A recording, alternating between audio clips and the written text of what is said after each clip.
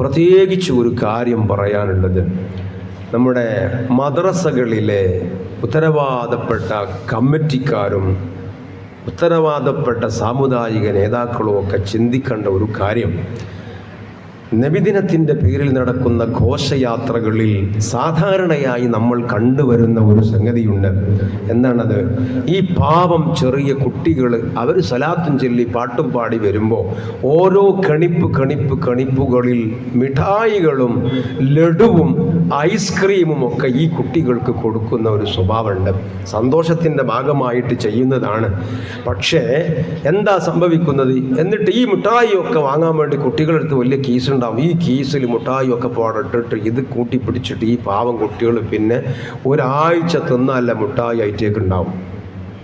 ഇവിടെ ഒന്ന് നമ്മൾ ശ്രദ്ധിക്കേണ്ടതുണ്ട്. മുത്തുനബിയുടെ പേരിൽ നടത്തുന്ന ഒരു പരിപാടിയുടെ പേരിൽ നമ്മുടെ പാവപ്പെട്ട ഈ കുട്ടികൾക്ക് അമിതമായി മിഠായികളും അതേപ്രകാരം ഐസ്ക്രീമുകളും കൊടുത്ത് ഈ കുട്ടികളുടെ ആരോഗ്യത്തിന് കേടുവരുന്ന ഒരു സംഭവം ഉണ്ടാകാൻ പാടില്ല. ഇനി നിങ്ങൾ നോക്കൂ, ഈ ഘോഷയാത്ര കഴിഞ്ഞ് എമ്പാടും ഐസ്ക്രീം കുട്ടികൾക്കെന്താ, പാവങ്ങൾ അവർക്ക് ഐസ്ക്രീം എത്ര കിട്ടിയാലും ഓല് തിന്നും അല്ലേ? ഇതിൻ്റെ സൈഡ് എഫക്റ്റ് എന്താണ് എന്നൊന്നും ആ മക്കൾക്കറിയില്ലല്ലോ. ഇതറിയുന്നവരല്ലേ ഈ മുതിർന്ന ആളുകൾ.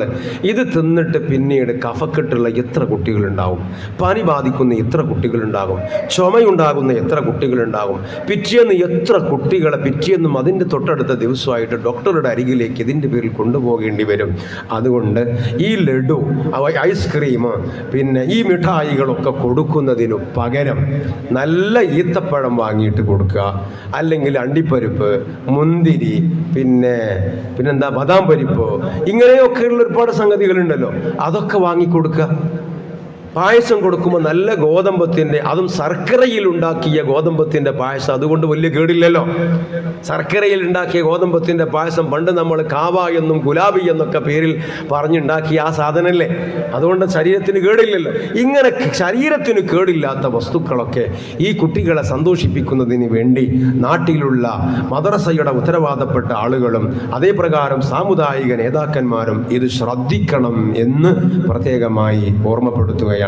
ഹബീബായ മുത്തുനബി ഭക്ഷണത്തിൻ്റെ മുൻപിൽ സ്വീകരിക്കേണ്ട മര്യാദകൾ പഠിപ്പിച്ച ഹബീബായ നബിതങ്ങൾ ആ ഭക്ഷണം കഴിക്കുന്ന സമയത്ത് നല്ല ഭക്ഷണം, ശരീരത്തിന് ആരോഗ്യപരമായ ഭക്ഷണങ്ങൾ കഴിക്കണമെന്ന് പഠിപ്പിച്ച റസൂലുള്ളാഹിൻ്റെ പേരിലുള്ള ഘോഷയാത്രയിൽ അതിൽ പങ്കെടുക്കുന്ന പാവം മക്കൾക്ക് അനാരോഗ്യപരമായ ഭക്ഷണങ്ങളും പദാർത്ഥങ്ങളും കൊടുത്തിട്ട് ആ കുട്ടികളെ പ്രയാസപ്പെടുത്തുന്ന പ്രവണതയിൽ നിന്ന് ഈ ഉമ്മത്ത് പിന്മാറണം എന്നാണ് നാം ഇവിടെ ആവശ്യപ്പെടുന്നത്. അല്ലാഹു സുബ്ഹാനഹു വ തആല ഖൈർ നൽകട്ടെ. അല്ലാഹു തആല നമുക്കൊക്കെ ഇസ്സത്ത് നൽകട്ടെ.